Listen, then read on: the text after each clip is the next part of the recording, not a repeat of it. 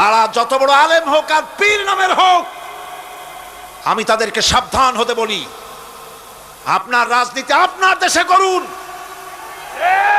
আওলাদে রাসূলের নাম লাগাইয়া বাংলাদেশের রাজনীতিতে নাক গলাবেন না। কিন্তু আমাদের দেশের এক শ্রেণীর উলামা আছেন, তাদের প্রতি সম্পূর্ণ শ্রদ্ধা জানিয়ে বলছি, ওনারা বুঝতে পারেন না, ওনাদের অজান্তেই ওনাদেরকে নির্বাচনে খাড়া করে দেয় পয়সা দিয়া। হুজুর আপনার খরচ হবে না, যা লাগে দিয়ে দেব। আপনার মতো লোক যদি নির্বাচন না করে, আপনি যদি পার্লামেন্টে না যান, তো পার্লামেন্ট দিয়ে হবে কি? ওই হুজুর বোঝেন না যে আমি পার্লামেন্টে যাই করবো নাকি? ওখানে যাই কড়িকাঠ জানলার দরজা কয়টা গুনিয়েই খুলে দিতে পারবে না।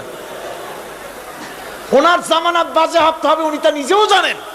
তারপরেও ইসলামী আন্দোলনের একটা লোক যদি ফেল করানো যায়, সেজন্যই সম্পূর্ণ ইখলাসের সাথে উনি দাঁড়ায় যান। আর এজন্যে পার্শ্ববর্তী দেশ থেকে কিছু লোক আসেন, তারা এসে এদেশের মুসলমান এবং উলামাদের মধ্যে অনৈক্য ঘটায় যান।